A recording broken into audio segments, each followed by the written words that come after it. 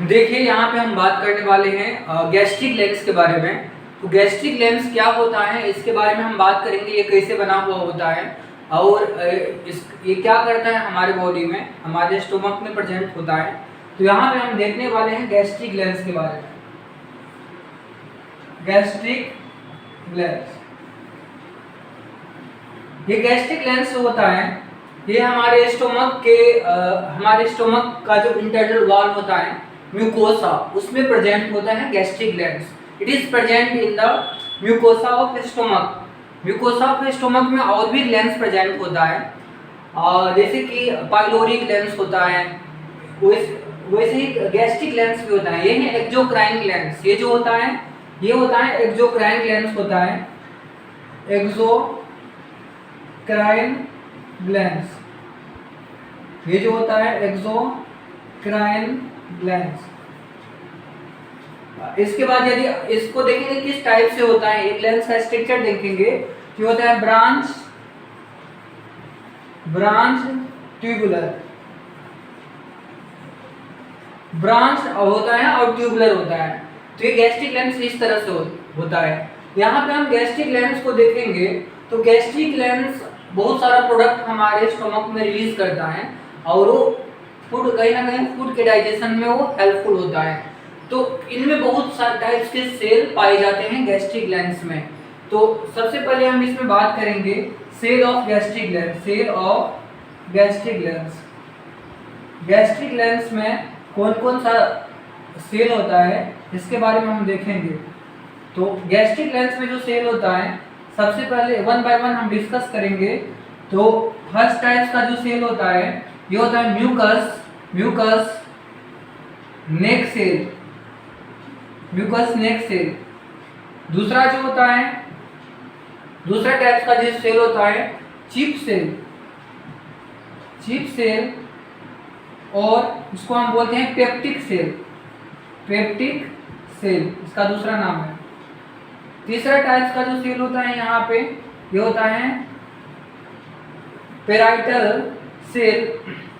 Parietal cell का जो दूसरा नाम है ये है ऑक्जेंटिक सेल। और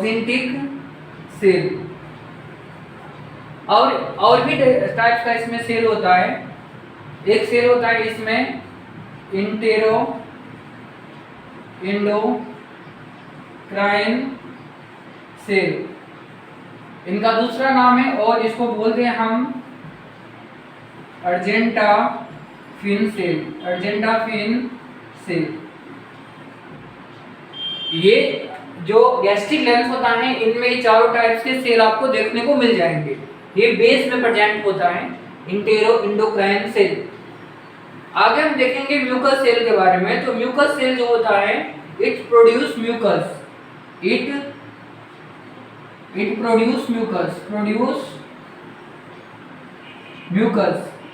ये म्यूकस प्रोड्यूस करता है और म्यूकस जो होता है ये हमारे स्टोमक में, जो स्टोमक का जो वॉल होता है, इंटरनल म्यूकोसा जो होता है स्टोमक का, उसको ये बचाता है। उसको किससे बचाता है? हाइड्रोक्लोरिक एसिड जो हमारा स्टोमक में होता है उससे ये बचाता है। ये हमारे स्टोमक का जो म्यूकोसा होता है उसको ये प्रोटेक्ट करके रखता है। दूसरा हम बात करेंगे चिप सेल के बारे में। तो ये प्रोड्यूस करता है pepsinogen enzyme. It produce pepsinogen enzyme.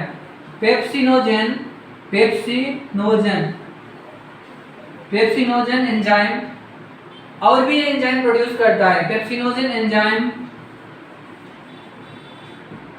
Stomach of the child या इन्फेंट, जो चाइल्ड होता है, इन्फेंट होता है, उसके स्टोमक में एक एंजाइम रिलीज होता है जिसका नाम है रेनिन एंजाइम जो होता है ये भी मिल्क प्रोटीन को डाइजेस्ट करने वाला एंजाइम होता है। और पेप्सिनोजन भी प्रोटीन डाइजेस्टिंग एंजाइम होता है। और ये जो होता है प्रो एंजाइम होता है, इनएक्टिव एंजाइम होता है। इसको HCl पहले एक्टिव में कन्वर्ट करेगा, इसके बाद ये प्रोटीन को डाइजेस्ट करेगा।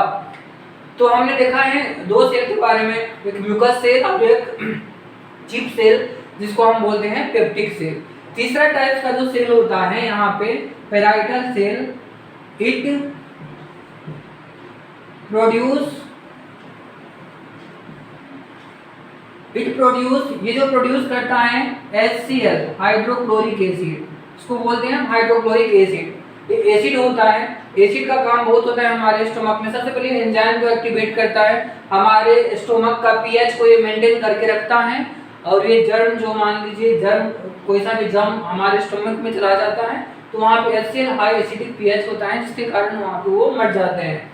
तो इस तरह से पेराइटल सेल या ऑक्जेंटिक सेल के बारे में बात करेंगे हम। और ये प्रोड्यूस करता है gastric intrinsic factor. Gastric intrinsic factor क्या होता है? गैस्ट्रिक इंट्रिंसिक फैक्टर जो होता है ये होता है ग्लाइकोप्रोटीन, और ये क्या करता है, ये जो होता है विटामिन B12 के एब्जॉर्प्शन में हेल्पफुल होता है। तो ये प्रोड्यूस करता है gastric intrinsic factor, and it also produce gastric intrinsic factor which help in absorption of vitamin B12, जो होता है एब्जॉर्प्शन विटामिन B12 के एब्जॉर्प्शन में हेल्पफुल होता है। तो ये पेराइटल सेल काम करता है। अब आगे हम बात करेंगे इंटेरो इंडोक्राइन सेल के बारे में। इंटेरो इंडोक्राइन सेल, यहाँ पे अलग अलग टाइप्स के इंटेरो इंडोक्राइन सेल यहाँ पे देखा जा सकता है। जैसे कि एक होता है जी सेल, एक होता है डी सेल, और एक होता है इंटेरोक्रोमेफिन सेल।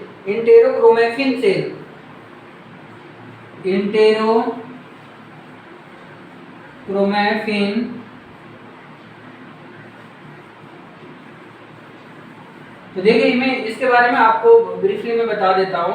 यहाँ पे जो जी सेल होता है ये गैस्ट्रिन रिलीज करता है। जी सेल जो होता है ये गैस्ट्रिन रिलीज करता है।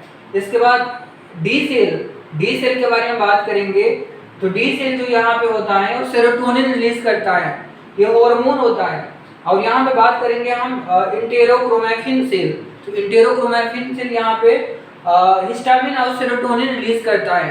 हिस्टामिन और सेरोटोनिन ये रिलीज करता है। पीएच को बैलेंस, ये सब पीएच को बैलेंस बना के रखते हैं। ये सब पीएच को बैलेंस करने में कहीं ना कहीं हेल्पफुल होता है हमारे स्टोमक का। तो हमने क्या देखा है यहाँ पे कि गैस्ट्रिक लेंस के बारे में हमने इतने डिटेल्स में नहीं देखा है, बट इसमें गैस्ट्रिक लेंस के बारे में यहाँ पे और भी आगे हम पढ़ते हैं, बहुत सारा फंक्शन पढ़ते हैं।